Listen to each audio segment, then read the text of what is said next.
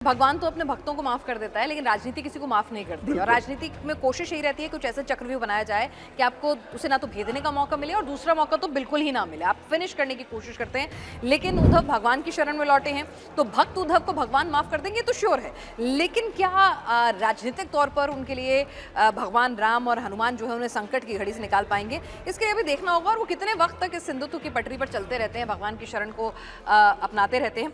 एक और नेता है जी, आजकल वो बहुत ज़्यादा भजन संध्या कर रहे हैं और सुंदरकांड का पाठ भी कर रहे हैं।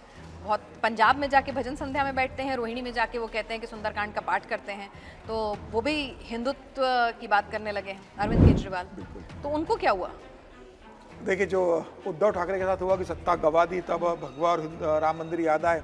अरविंद केजरीवाल को भी दिल्ली की सत्ता गंवाने के बाद और पंजाब चुनाव हारने की दहलीज पर खड़े होने के बाद अरविंद केजरीवाल को ये लग रहा है कि अब भगवान ही मेरा सहारा है। फिर वो हनुमान मंदिर जाते हैं, रामचरितमानस का पाठ करते हैं। और तो वही अरविंद केजरीवाल है ना कि जो कहते थे कि मेरी नानी कहती थी कि भाई जो बाबरी मस्जिद गिरा के मंदिर बनाए वहाँ जाना पाप से कम नहीं होगा।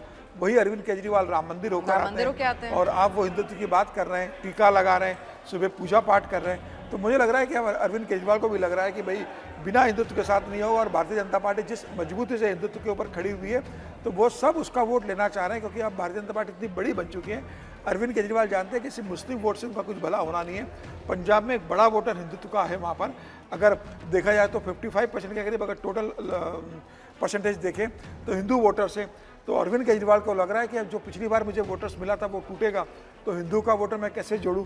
ये पंजाब की राजनीति को देखते हुए, भविष्य की राजनीति को देखते हुए, अगले साल गुजरात में चुनाव होने वाले, हिमाचल में चुनाव होने वाले, उन राज्यों के चुनाव को देखते हुए, और अरविंद केजरीवाल को तो उत्तर प्रदेश में भी चुनाव लड़ना है, उनको भी तो राम मंदिर याद आ रहे हैं। तो मुझे लग रहा है अब सबके अपने अपने राम है, राजनीति का स्वार्थ है, उसी स्थिति में वो इस्तेमाल कर रहे हैं।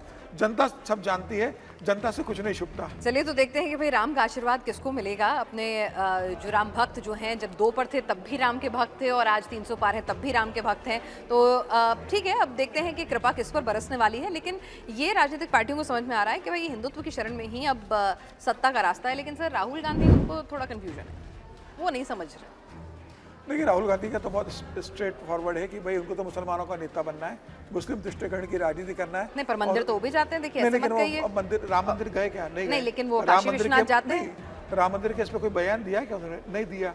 कितने आप सदन में बोलेंगे, क्या पता कभी सदन में बोल दे, लेकिन अगर आप राम मंदिर चले जाते हैं तो मुझे लग रहा है कि माना जाता है कि राहुल गांधी बात करते हैं। राहुल गांधी हिंदू त्योहारों पर अगर लोगों को बधाई देते तो माना जाता है कि राहुल गांधी हिंदुत्व के लीडर है। आप एक समय चुनाव के समय कभी चले जाए, अनमने मन से आप चले जाओ, जनता समझती है ना, आप मंदिर में नहीं जाते, आप घर में पूजा नहीं करते, हिंदुत्व को लेकर आपके जिस तरीके से बयान आते हैं, कांग्रेस के आपके मुस्लिम लीडर जिस तरीके से बयान देते हैं, तो राहुल गांधी का बहुत स्पष्ट है कि भाई मुसलमानों की मुझे राजनीति करना है। राहुल गांधी इस बात को मान चुके हैं कि हिंदू का वोटर तो भारतीय जनता पार्टी का कॉपीराइट हो गया है, उसमें मैं सेंध नहीं लगा सकता हूँ, मुझे तो मुसलमानों की राजनीति करना है।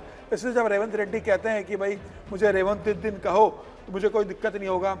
कर्नाटक के अंदर जिस तरीके से मुसलमानों को रिजर्वेशन के लिए कांग्रेस पार्टी आगे बढ़ती है, राहुल गांधी उसका समर्थन करते हैं। लेकिन राहुल गांधी ये बात भूल जाते हैं कि उन्हें हिमाचल में भी तो चुनाव लड़ना है, उन्हें उत्तराखंड में भी तो चुनाव लड़ना है, जो हिंदू क्षेत्र है जहाँ मुस्लिम वोटर्स नहीं है, यूपी में उनको चुनाव लड़ना है। राहुल और प्रियंका हिंदुत्व के मुद्दे पे कुछ बटे नजर आते हैं, क्योंकि खबरें तो ऐसी भी आती हैं, कांग्रेस के कुछ लीडर जो अब कांग्रेस में नहीं है वो बताते हैं कि राम मंदिर का न्योता हो तो प्रियंका तो जाना चाहती थी।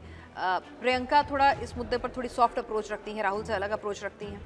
नहीं, मुझे लगता है ऐसा होता तो फिर राहुल गांधी जो बैग लेकर जाती है जब इजराइल का और उसका होता है, और जिस तरीके से सोनिया गांधी अखबारों में लेख लिखती है, और प्रियंका गांधी जिस तरीके से इजराइल पर गाज़ा पट्टी को लेकर आक्रामक रूप अख्तियार करके ट्वीट देती है, केरल में जिस तरीके से गाज़ा को लेकर जब कैंडल मार्च निकलता है प्रियंका गांधी उसका समर्थन करती है, तो ये बताता है कि प्रियंका गांधी उसी रास्ते पर चल रही है जिस रास्ते पर सोनिया गांधी और राहुल गांधी कांग्रेस को लेकर गए। प्रियंका गांधी भी उसी रास्ते पर चढ़ने वाली है। चूंकि अभी Rahul Gandhi leader of opposition है, कांग्रेस सबसे बड़े नेता है, इसलिए अभी हमें राहुल गांधी का ज़्यादा लग रहा है। जिस दिन प्रियंका गांधी बड़ी नेता बनेगी वो भी उसी रास्ते पर चलने वाली है।